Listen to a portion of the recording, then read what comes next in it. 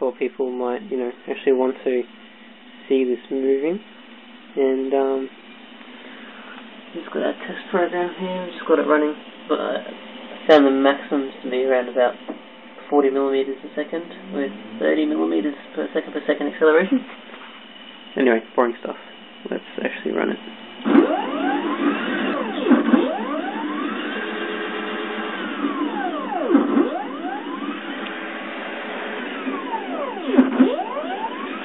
Pretty cool. Pretty cool. I reckon. I'm gonna get the other axes moving soon. There you go.